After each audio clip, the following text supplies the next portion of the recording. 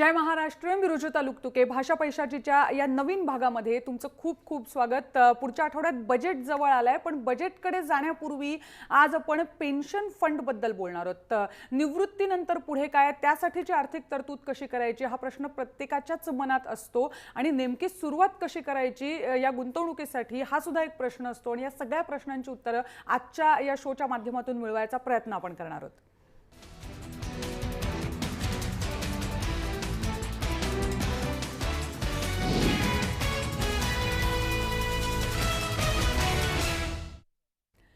पेन्शनचं जर टेन्शन तुम्हाला असेल तर ते खलास करण्यासाठी हा कार्यक्रम आहे. तुमचे प्रश्न तुम्ही या कार्यक्रमात आपल्या तज्ज्ञांना विचारू शकता. तुम्हाला माहिती आहे फोन नंबर आमचा टेलिव्हिजन स्क्रीनवर येतोच आहे.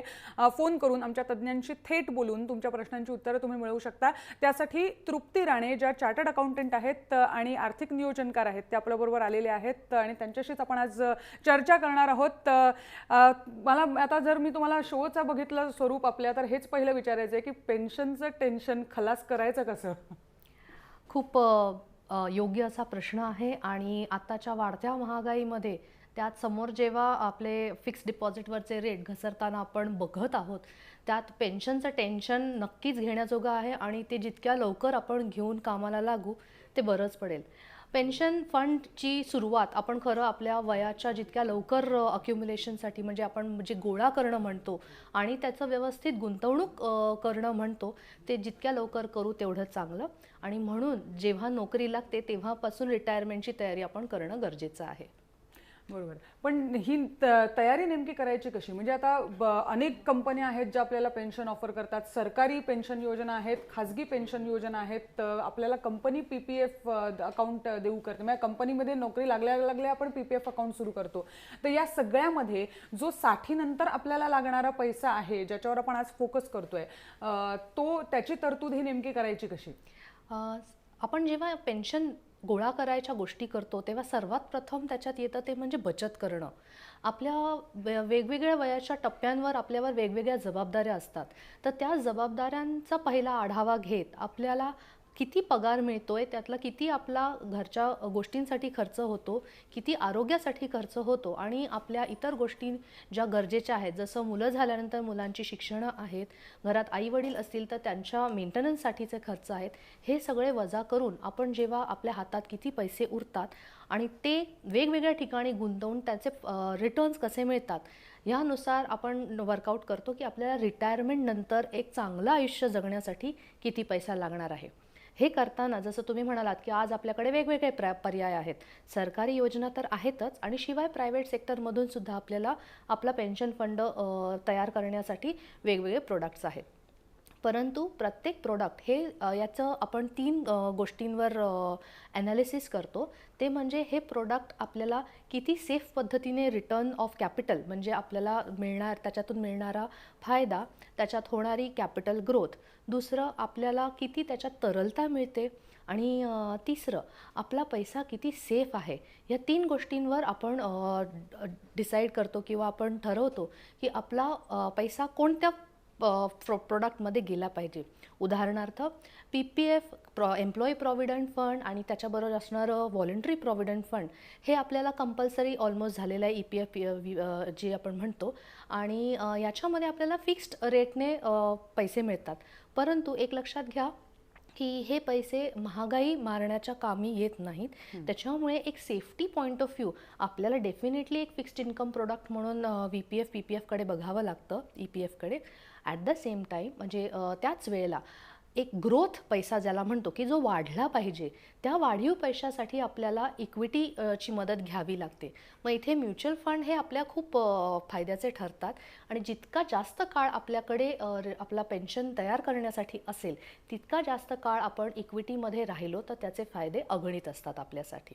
आणि म्हणून आपली रिटायरमेंट प्लॅनिंग करताना सर्वप्रथम आपण किती पैसा वाचवतोय, तो कोणत्या ठिकाणी घालवू शकतो आणि त्याच्यातून मिळणारे रिटर्न्स हे आपल्याला किती काळामध्ये सेफली मिळू शकतात आणि आपली कॉस्ट ऑफ लिव्हिंग त्याच्यातून व्यवस्थित पद्धतीने हाताळली जाऊ शकते, हे ॲनालिसिस आपल्याला लवकरात लवकर करून घ्यायचं आहे. बरोबर. आणि त्या दृष्टीनेच आपण तृप्ती राणेंसारख्या तज्ज्ञांची भेट घ्यायची आहे रेग्युलरली, नियमितपणे, जेणेकरून आपल्या रिटायरमेंटची सोय आपण कशी करायची याचा आपण अंदाज घेऊ शकू. आपण पुढचा जो महत्त्वाचा इथे प्रश्न येतो तो म्हणजे 60व्या वर्षानंतर नियमितपणे तुम्हाला एक रक्कम हातात देणारी ही योजना आहे पेन्शन. याचा अर्थ या रकमेची हमी आपल्याला हवी. बरोबर. आणि त्या दृष्टीनं या गुंतवणुकीची म्हणजे या गुंतवणुकीची किंवा पेन्शन स्कीमची वैशिष्ट्ये अशी नेमकी काय आहेत? आपले पैसे जे आपण पेन्शन फंडात गुंतवतो ते नेमके कुठे जात असतात जेणेकरून आपल्याला ही हमी मिळू शकते? अच्छा, आता इथे दोन पर्याय असतात. एक म्हणजे ज्या सरकारी योजनेमध्ये आपण पैसा आजपर्यंत गुंतवत आलो, जे ट्रेडिशनल रिटायरमेंट प्रोडक्ट ज्याला आपण म्हणतो, की मग ते एम्प्लॉई प्रॉव्हिडंट फंड असो किंवा पब्लिक प्रॉव्हिडंट फंड असतो, याच्यामध्ये आपण जी पैसे दर वर्षाला गुंतवतो, मग ते एम्प्लॉयर कॉन्ट्रीब्युशन, एम्प्लॉई कॉन्ट्रीब्युशन किंवा PPF मध्ये आपलं स्वतःचं कॉन्ट्रीब्युशन जे असतं ते कम्प्लिटली कॅपिटल सेफ असतं. त्याच्यामुळे आपण एक अचूक पद्धतीने आपल्याला किती रिटर्न्स मिळू शकतात याचा एक अंदाज बांधू शकतो. गेल्या वर्षभरांमध्ये आपण बघितलं असेल की त्याच्यावरचे इंटरेस्ट रेट कमी होत आलेले आहेत आणि पुढच्या काही वर्षांमध्ये सुद्धा ते अजून कमी होण्याचे चान्सेस असल्यामुळे थोडंसं आपल्याला अंदाज बांधताना इंटरेस्ट रेट्सचं ॲडजस्टमेंट करणं गरजेचं आहे. तर हे झालं फिक्स्ड इन्कम प्रोडक्टमध्ये कम्प्लिटली कॅपिटल सेफ. टॅक्स प्लॅनिंगच्या पॉईंट ऑफ व्ह्यूने सुद्धा हे खूप सोयीचं पडतं, कारण एक्झेम्प्ट अशी ही स्कीम असल्यामुळे आपण विथड्रॉल करताना कोणत्याही प्रकारचा टॅक्स लागत नाही. कॉन्ट्रीब्युशन्स हे आपल्याला टॅक्स वाचवण्यात मदत करतात. आता आपण जर प्रायव्हेट सेक्टरमधल्या पेन्शन फंड्स बघितल्या तर पेन्शन फंड्स हे आपल्याला LIC सुद्धा देतं, आपल्याला म्युच्युअल फंडसुद्धा देते आणि शिवाय आपण स्वतःचा पेन्शन फंडसुद्धा क्रिएट करू शकतो. लाँग टर्म आपण जर म्युच्युअल फंडमध्ये इन्व्हेस्टमेंट केल्या, मग ते इक्विटी असो किंवा बॅलन्स्ड म्युच्युअल फंड असो, यांच्यातले सिस्टमॅटिक विथड्रॉल प्लॅन्स या पद्धतीचा वापर करून आपण दर महिन्याला एक जी रक्कम आपल्याला खर्चाला लागते किंवा हाताळण्यासाठी लागते, ही रक्कम आपण व्यवस्थितरित्या दर महिन्याला ड्रॉडाऊन करू शकतो. Tax point of view long term असल्यामुळे याच्यामध्ये आपल्याला तो हे झिरो टॅक्सचा फायदाही होतो आणि फक्त एक होतं की ह्या इन्व्हेस्टमेंट्स वयाच्या जेवढ्या लवकर सुरू करू तेवढी आपली चांगली कॉर्पस तयार होते. तुम्ही म्हणाल 58व्या वर्षी मी इक्विटीमध्ये एक्सपोजर घेईन आणि 60व्या वर्षापासून मला जर ड्रॉडाऊन करायचं असेल तर हे प्रपोजिशन थोडंसं रिस्की होऊन जातं आणि आपली जर जोखीम घ्यायची ताकद जास्त नसेल तर मात्र इट इज म्हणजे मी असं म्हणेन की आपण मग ट्रेडिशनल प्रोडक्टकडे राहिलेलं किंवा LICचे पेन्शन फंड्स जे आहेत किंवा सेफ पेन्शन फंड्स जे आहेत यांच्याकडे राहिलेलं जास्त बरं आहे. बरोबर. पेन्शन स्कीम नेमकी कशी निवडायची, पेन्शनच्या योजना कशा निवडायच्या हे तर पुढचा महत्त्वाचा मुद्दा आहेच. त्यापूर्वी एक प्रश्न घेऊया आपण. आपले प्रेक्षक समीर पाटील फोन लाईनवरून आपल्याशी जोडले गेले आहेत. कोल्हापूरहून त्यांनी फोन केला आहे. समीरजी, स्वागत आहे तुमचं या कार्यक्रमात. तुमचा प्रश्न तुम्ही विचारू शकता. मॅडम नमस्कार, मी समीर बोलतोय कोल्हापूरवरून. माझं PPF खातं पण आहे आणि माझ्या अनेक मित्रांनी पेन्शन फंडात गुंतवणूक केली आहे, तर तशी करायची गरज आहे का, हा माझा प्रश्न आहे. थोडं आपण बोललो या मुद्द्यावर. नोकरी करता तुम्ही आणि तिथे तुमचं PPF अकाउंट आहे, बरोबर? होय होय, बरोबर. ओके. आणि तरी मग वेगळ्या पेन्शन योजनेची गरज आहे का असं ते विचारताय? ॲक्च्युली समीरजी, आता मगाशी मी जसं सांगितलं की तुमच्या राहणीमानाचे खर्च किंवा तुम्हाला रिटायरमेंट नंतर लागणारा पैसा याच्यावर तुम्हाला रिटायरमेंटचं कॉर्पस किंवा आपण जो म्हणतो की पेन्शन फंड किती असायला पाहिजे हे तुम्ही जर आधी काढलं तर त्याच्यानुसार मग आपल्याला उलट कॅल्क्युलेशन घेऊन चालायचं आहे की उदाहरणार्थ आपल्याला जर रिटायरमेंटच्या वेळेला 1 कोटीची कॉर्पस लागत असेल तर 1 कोटी कॉर्पस जमा करण्यासाठी आता आपल्याला किती कॉन्ट्रीब्युशन बाजूला काढायला लागेल आणि ते कोणत्या प्रोडक्टमध्ये घालावं लागेल. तर तुम्ही जर ॲडिशनल पेन्शन फंडाच्या गोष्टी करत असाल तर मी अज्युम करेन की तुमचं वय जर साधारण 30शीत किंवा 40शीत असेल तर तुम्ही पेन्शन फंड हा पर्याय निवडायच्या ऐवजी जर रिस्क प्रोफाईल तुमचं चांगलं आहे म्हणजे जोखीम घेण्याची ताकद थोडी असेल तर तुम्ही ॲडिशनल कॉर्पस हे बॅलन्स्ड इक्विटी फंड किंवा प्युअर इक्विटी फंड्सच्या माध्यमातून थोडे SIPs सुरू करून नक्की चांगली कॉर्पस तयार करू शकाल. थोडक्यात म्हणजे तुमचं जे नियमित PPF अकाउंटमध्ये पैसे जात आहेत त्याच्या व्यतिरिक्त एखादी पेन्शन स्कीम निवडायला हरकत नाही आणि तिथे तुमच्या जोखीम पत्करायची तयारी बघून त्याप्रमाणे अशी एखादी चांगली योजना निवडा. आपण म्हणतोय चांगली योजना, पण ती चांगली योजना म्हणजे कशी ते सुद्धा जाणून घेऊया, कारण खरंच समोर अलीकडे भरपूर पर्याय पेन्शन फंडांचेच सुद्धा आहेत. म्हणजे मी नावं नाही घेत, पण प्रत्येक जवळजवळ बँकेचे पेन्शन फंड्स आहेत, सरकारी अनेक योजना आहेत. आपल्याला हवी असलेली पेन्शन योजना कशी निवडायची, पेन्शन योजना निवडताना नेमकं काय बघायचं? खूप योग्य असा हा प्रश्न आहे की आपल्याला आज बरीच लोक फोनवर किंवा नातेवाईक स्पेशली जे पेन्शन प्रोडक्ट्स विकतायत त्यांच्याकडून भडीमार होत असतो की ही स्कीम घ्या व आत्ता तुम्ही एवढे पैसे भरले तर तुम्हाला इतक्या वर्षांनी त्याचे एवढे मिळतील किंवा एवढी पेन्शन मिळेल. तर सर्वात पहिली गोष्ट म्हणजे तुम्हाला ती योजना नक्की काय आहे, काय देणार आहे, किती वर्ष देणार आहे, हे सगळं लिखित स्वरूपात बघणं फार गरजेचं आहे. बऱ्याचदा असं होतं की आपल्याला एजंट्स म्हणा किंवा जे सल्लागार आहेत ते फक्त तोंडी माहिती देतात आणि त्यांच्या भरोशावर आपण मग पेन्शन कॉन्ट्रीब्युशन करायला सुरुवात करतो. परंतु मग असं कालांतराने लक्षात येतं की ती पेन्शन कॉन्ट्रीब्युशन सफिशियंट नव्हती, पुरेशी नव्हती आणि मग आपल्याला हवे तसे तितके फायदे त्याचे झाले नाही.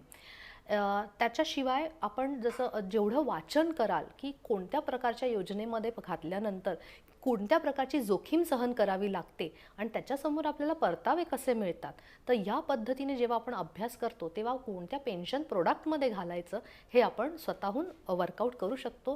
त्याशिवाय तुमचे जे सल्लागार असतील त्यांना तुम्ही तुमची गरज जर समजावली तर ते तुम्हाला चांगल्या प्रोडक्टकडे नक्की गाईड करू शकतील. बरोबर. पुढचा प्रश्न घेऊया. पवन गायकवाड सांगलीहून त्यांनी आपल्याला फोन केलाय. पवनजी, तुमचा प्रश्न तुम्ही विचारू शकता.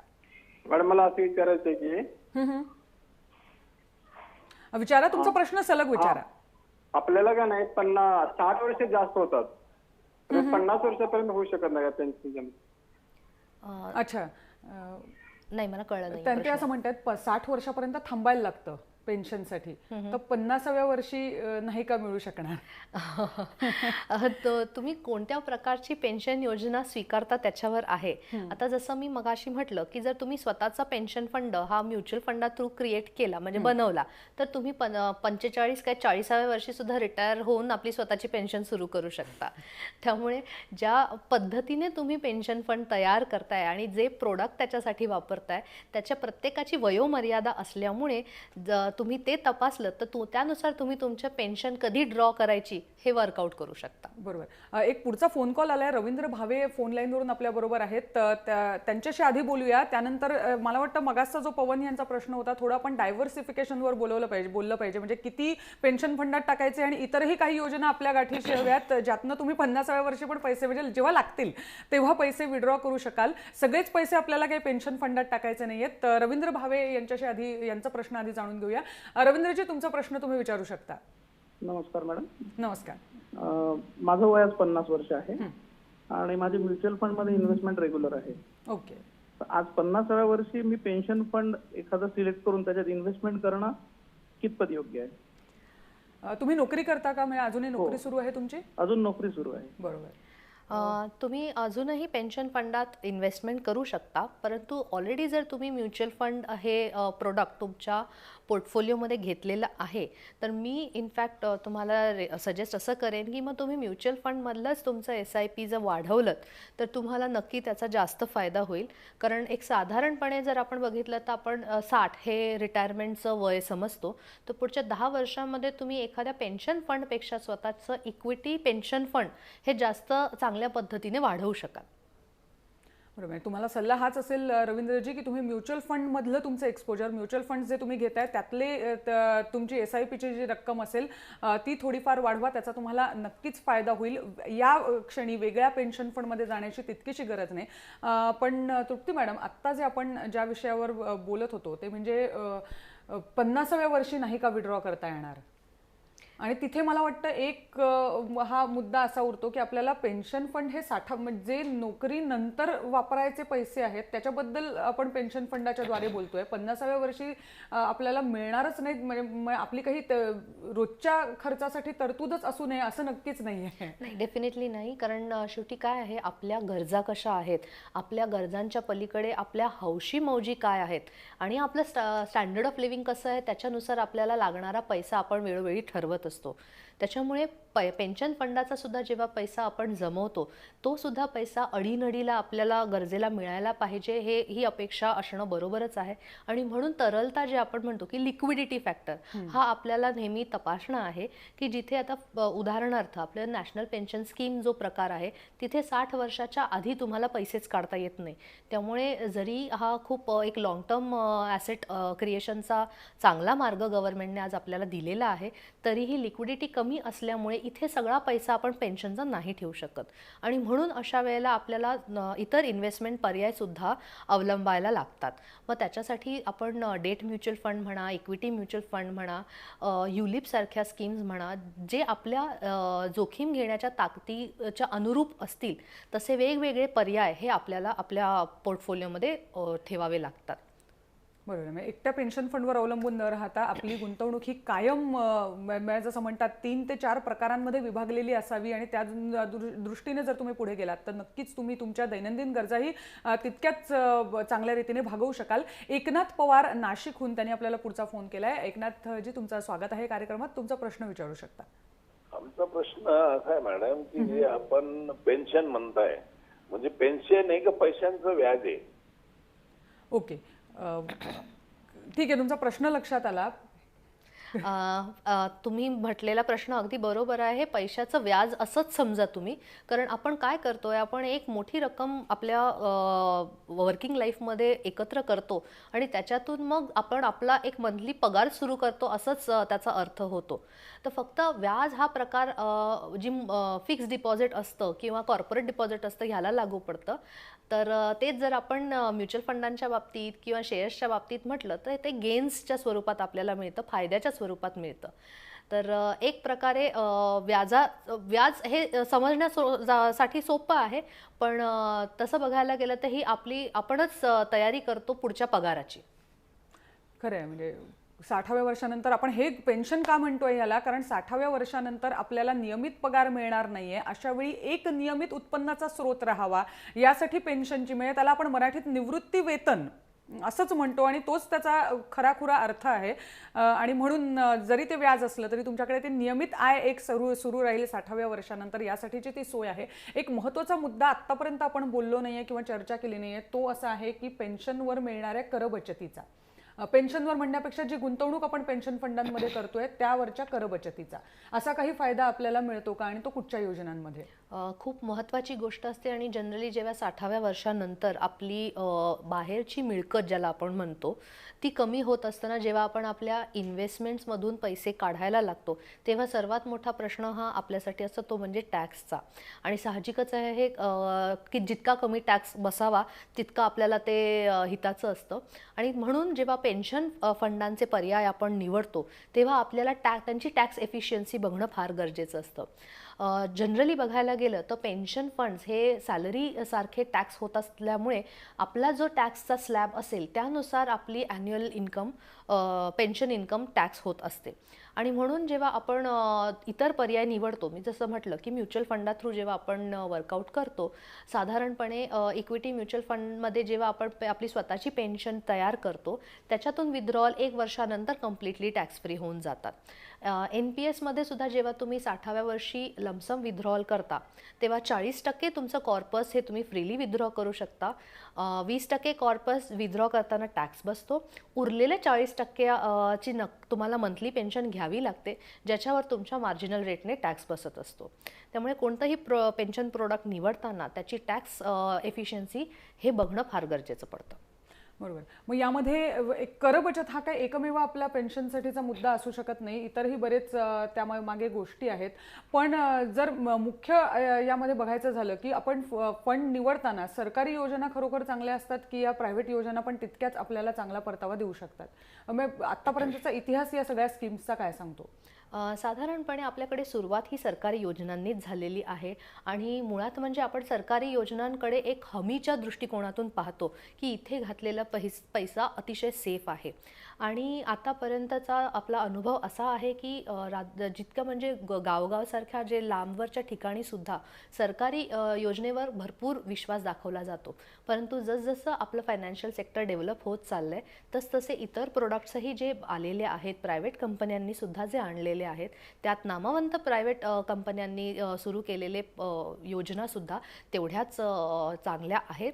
त्यांच्यावर सुद्धा जरी ओनरशिप प्रायव्हेट असली तरी गव्हर्नमेंटचे रेग्युलेशन्सनुसारच त्यांना काम करावं लागत असल्यामुळे या योजनांकडे सरकारचं लक्ष आहे.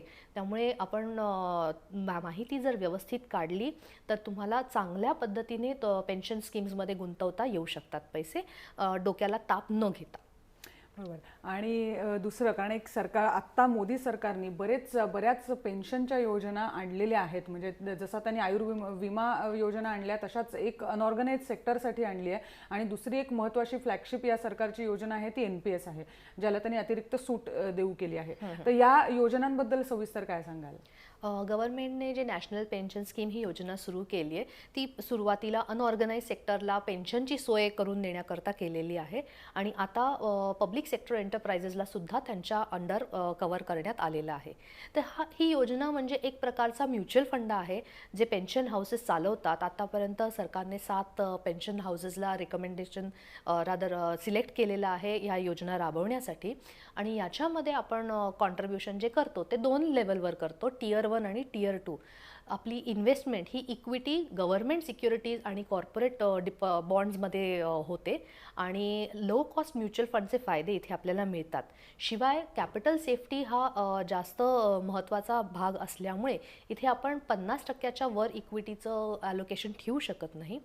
इथे लक्षात घेण्याजोगी एक गोष्ट ही आहे की टियर 1 हे जे अकाउंट आहे, जे कंपल्सरी अकाउंट आहे, या अकाउंटमध्ये वयाच्या 60 वर्षापर्यंत विथड्रॉल करता येत नाहीत.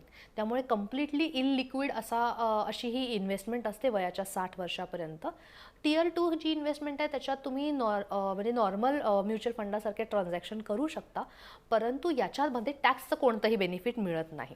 पण एक लॉंग टर्म जर आपल्याला स्वतःची रिटायरमेंट कॉर्पस क्रिएट करायची आहे तर ही योजना चांगली आहे.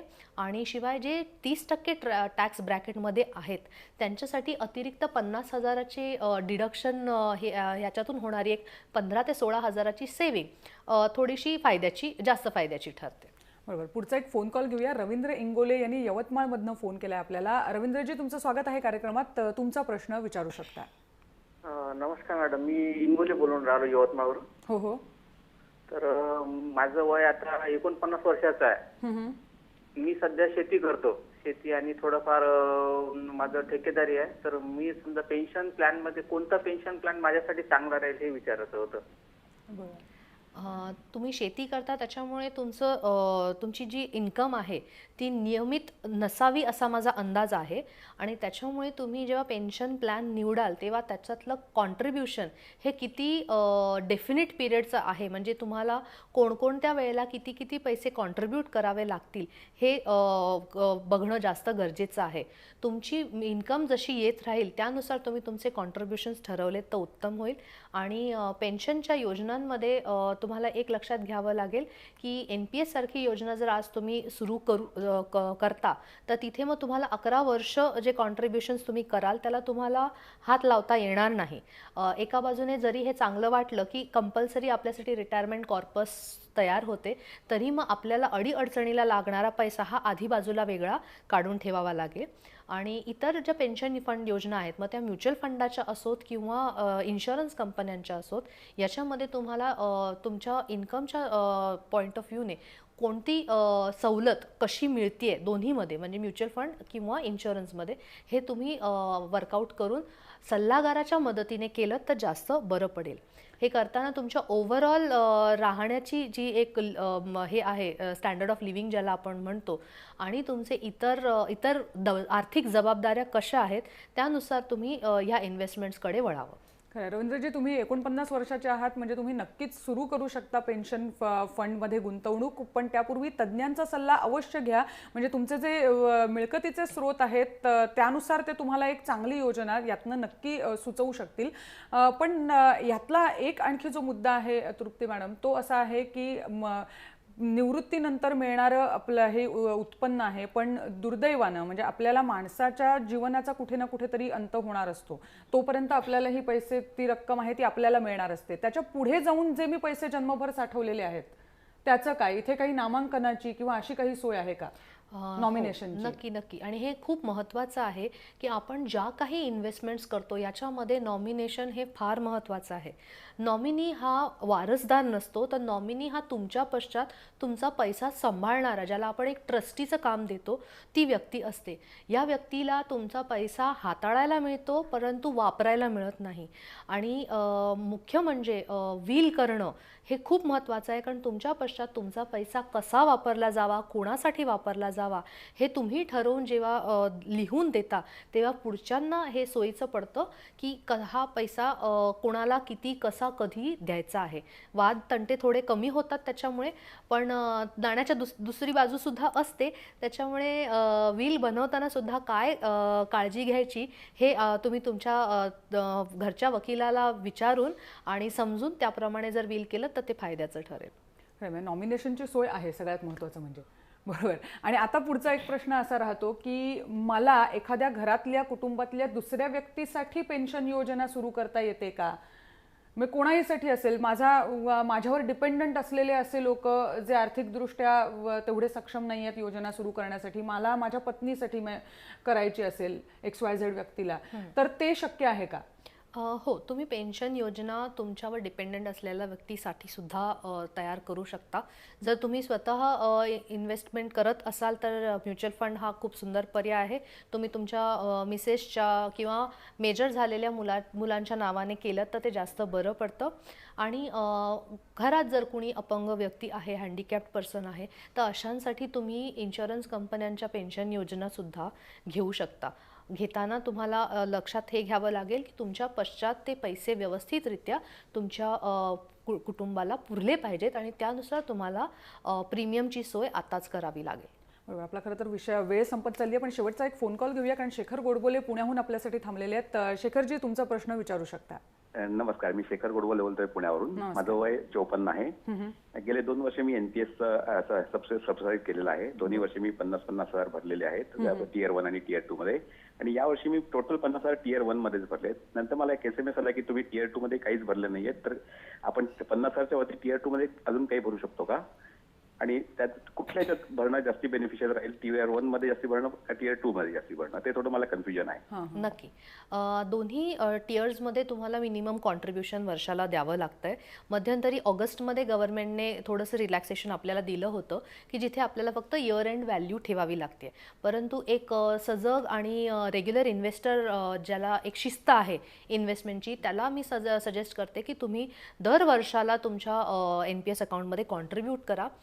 फायद्याच्या दृष्टिकोनातून बघायचं झालं तर Tier 1 ह्या अकाउंटमध्ये तुम्ही 60व्या वर्षाच्या आत काही करू शकत नाही. तिथे फक्त कॉन्ट्रीब्युशन आणि ग्रोथ ह्या 2च गोष्टी राहतात.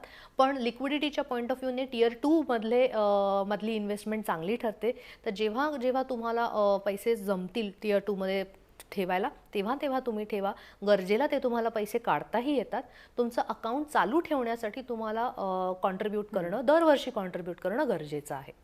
एक्झॅक्टली. तर मला वाटतं बऱ्याचशा प्रश्नांना आज आपण उत्तर देण्याचा प्रयत्न केला. ईमेलवर सुद्धा काही प्रश्न आमच्याकडे येत असतात जे मी तुम्हाला विचारले. खूप खूप धन्यवाद. आज तुम्ही आमच्यासाठी वेळ दिलात आणि आमच्या सगळ्या प्रेक्षकांच्या प्रश्नांना उत्तरं दिलीत यासाठी. आज वेळ झाली या कार्यक्रमात इथेच थांबण्याची, पण तुमचे प्रश्न थांबवू नका. तुम्हाला ईमेल ID माहिती आहे, bhashapaisachi@jaymaharashtra.news.tv या आमच्या ईमेल IDवर तुमचे प्रश्न येत राहू देत. आणि उत्तरांसाठी पुढच्या शनिवारी 3:30 वाजता पाहायला विसरू नका भाषा पैशाची. आज इथेच थांबतोय. तुम्ही पाहत रहा जय महाराष्ट्र.